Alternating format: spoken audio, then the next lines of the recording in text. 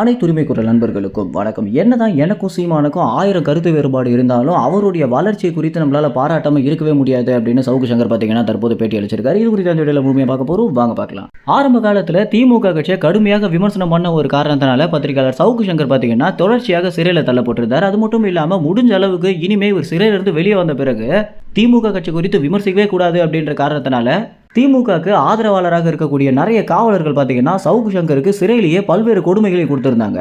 இந்த ஒரு தருணத்தில் தான் யாருமே எதிர்பாராத விதமாக சீமானவர்கள் பார்த்தீங்கன்னா ஒரு பத்திரிகையாளர் அவருடைய கருத்து சுதந்திரத்தில் நம்ம தலையிடவே கூடாது அப்படின்னும், முடிஞ்சா பதில் சொல்லுங்க இல்லை விலகி போங்க அப்படின்னு சவுக்கு சங்கருக்கு சாதகமாக பேசியிருந்தார். இந்த ஒரு விஷயத்தை சவுக்கு சங்கரை எதிர்பார்த்திருக்க மாட்டார் அப்படின்னு தான் சொல்லணும். ஏன்னா திமுக கட்சியை சவுக்கு சங்கர் எந்த அளவுக்கு கடுமையாக விமர்சிச்சாரோ அதை விட ரொம்பவே மோசமாகவும் கொச்சையாகவுமே சீமானை குறித்து பல்வேறு விஷயங்களை விமர்சிச்சிருக்காரு.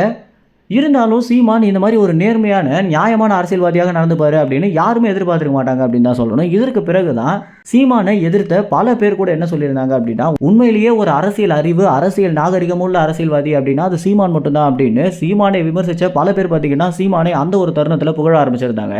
இதற்கு பிறகு சவுக்கு சங்கர் சிறையிலிருந்து வெளியே வந்த அன்னிக்கே பார்த்தீங்கன்னா அன்று இரவு சீமானுடைய வீட்டிற்கே சென்று சால்வை போத்தி சீமானுக்கு நன்றி சொன்னது மட்டும் இல்லாமல் அங்கே ஒரு செய்தியாளர்கள் சந்திப்பில் இனிமே என்னுடைய செயல்பாடுகள் அத்தனையுமே சீமானுக்கு சாதகமாக தான் இருக்க போகுது அப்படின்னும், ஆனால் சீமானுக்கு நான் ஒரு தம்பியாகவும் தளபதியாகவும் நடந்துக்க போகிறேன் அப்படின்னு சொல்லியிருந்தாரு. இந்த தருணத்தில் சீமானு என்ன சொல்லியிருந்தாரு அப்படின்னா, இனிமே சவுக்கு சங்கர் தனியால் கிடையாது அப்படின்னும், அவருக்காக நாம் தமிழ் கட்சி பின்னாடி நிற்கும் அப்படின்னும், இவங்க இரண்டு பேரும் பார்த்தீங்கன்னா ரொம்பவே நண்பர்களாகவே மாறியிருந்தாங்க. ஆனால் இங்கே யாருமே எதிர்பாராத ஒரு விதமாக சவுக்கு சங்கர் பார்த்தீங்கன்னா கொஞ்ச நாள்லேயே சீமானை குறித்து கடுமையான வார்த்தைகளை விமர்சிக்கிறதும், அதற்கு பிறகு பாஜக அதிமுக கட்சிக்கு சாதகமாக பேசுகிறதும் அப்படின்னு இவர் பணத்தை வாங்கிட்டு தான் விமர்சனம் பண்ணிட்டு வந்துட்டு இருக்காரு அப்படின்றத தெல்ல தெளிவாக மக்களுக்கு தெரியப்படுத்தியிருந்தாரு. இருந்தாலும் இது குறித்து சீமான் கடுமையாக விமர்சனம் பண்ணுவார் அப்படின்னு எதிர்பார்த்த நிலையில் நம்மளை நம்பி வரவங்களுக்கு நம்ம ஆதரவு கொடுப்போம், நம்மளை எதிர்க்கிறவங்களுக்கு நம்ம பதில் அளிப்போம் அப்படின்னு ரொம்பவே யதார்த்தமாக கடந்து சென்றிருந்தாரு. இப்படி மீண்டும் சீமானுக்கு எதிரியாக மாறி இருக்கக்கூடிய சவுக்கு சங்கர் பார்த்தீங்கன்னா தற்போது கொடுத்திருக்கக்கூடிய ஒரு நேர்காணலில் யாருமே எதிர்பாராத விதமாக சீமானை குறித்து நிறைய நல்ல விஷயங்களை பகிர்ந்திருக்காரு.